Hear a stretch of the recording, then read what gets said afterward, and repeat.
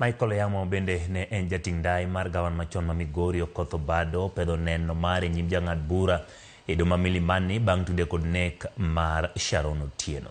Kaluwore kod Oyamo, ne en e boma ma Nairobi kod Okoth Obado e kinde mane onege Sharon, kendo yango ni ne onge machiegni kama nek no ne otimore. Kata kamano, neno mar Okoth Obado ne wacho ni ne en kende boma ma Nairobi kinde mane onege Sharon Otieno. Jafwambo marwa Cynthia Onyango ni kod ler. E buch nek mar Sharon Otieno manoweyo jo Kenya kod penjo modhuro, achije ma itudo kod bedo kod tudruok e nek makamano medo chiwo nendgi nyim jang'ad bura Cecilia Githua e doho ma Milimani.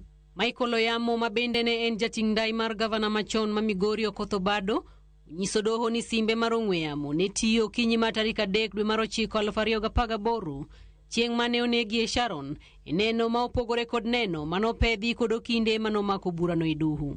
Oyamo bende wacho ni chieng' tarik 23 dwe mar 8 Sharon Otieno nogochone ka penje kama entiere, kendo lero ni ne oduoko Sharon ni entiere e boma ma Nairobi ka gavana Obado bende ne nitiere e boma ma Nairobi e romo mar kuku mar governors. On the 23rd, if I can remember, Sharon called me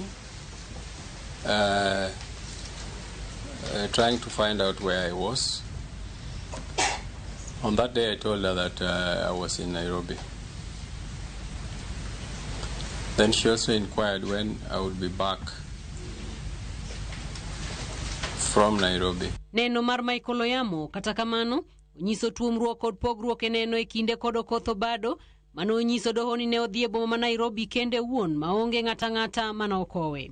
Oyamo bende onyiso doho ni Sharon ne onyiso dwaro mar romo kode wang' gi wang' mondo otwag kode wach makaluwore gi Sharon ne en wach mamiyo mane dwaro twak achiel kachiel ka Oyamo wacho ne oparo ne Sharon ni onge machiegni entiere e boma ma Nairobi. Bang'e Oyamo wacho ni Sharon ne ogochone kendo kanyise ni tudruok e kinde gi janeno ma otisi gi nying marapanda ni XYZ kod mula e boma ma Homa Bay ok nodhi e yo makare. Wachore ni Sharon ne ochiwo ywak ni ji ariyogo ne ok dew ngimane makare kendo ne ochiwo kwayo mondo orne pesa moriere aching' mondo oyud kaka onyalo konyore. Yes, she told me that this was resulting from the unresolved phone calls and exchanges that they had. And on that day, Sharon told me that she wanted a way in which she would receive money direct when it comes from governor, either direct from me to her or an M-Pesa direct to her, because the two, she was saying, were not really interested in her welfare. Oyamo bende wacho ni Sharon ne odhi nyime kod gocho ne odiochieng' mangima kadwaro ni Okoth Obado bed kode piny kendo giyudi yo makare mar loso weche mane chandogi. Later on in the day, she kept calling. She informed me that the two also had exchanges. The call went on, and when she called me last, I remember around 9, it was in the night, PM of the 23rd, when she told me that the solution now between the two, it is better if the governor himself could sit them down, the three of them, and handle this situation. Oyamo bende okwedo neno mar XYZ mawacho ni Oyamo ne onyiso Sharon ni gavana kokalo kuome owuon ne oselungo gi duto mondo gichopire boma ma Nairobi. Oyamo wacho ni neno makamano ok en adier kendo kaluwore kode Sharon ema nonyiso dwaro mar romo kod Obado mondo gimany kaka ginyalo kelo kwe kindgi.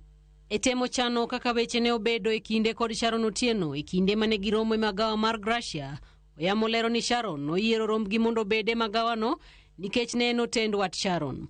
Oyango ni kinde manowere kod Sharon ne omiye $50,000 ka $10,000 ne en mar wuoth, to $40,000 ne en mare owuon mar yore ne mamoko. Bang'e ne ochulo menda mar math kod chiemo.